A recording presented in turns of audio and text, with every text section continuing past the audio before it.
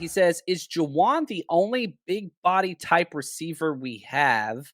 No, we just brought up Tay Martin.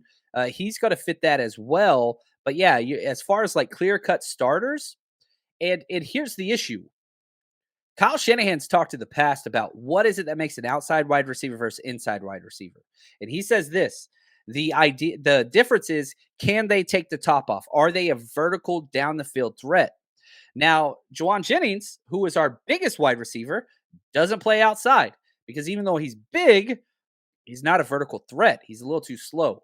Um, and so it is weird. The 49ers have a very unique skill set at wide receiver, especially whatever you add in George Kittle, one of the best wide receiver or receiving tight ends, and Kyle Juszczyk, who is a freaking will route masterpiece. We've just seen him be overthrown so stinking much. It's frustrating.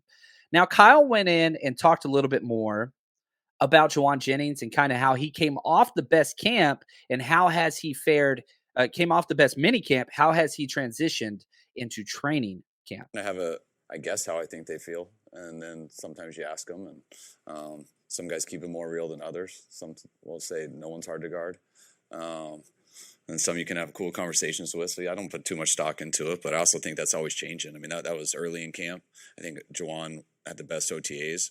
I think BA's pushing right now too, though. I mean, he's been real tough to cover out there.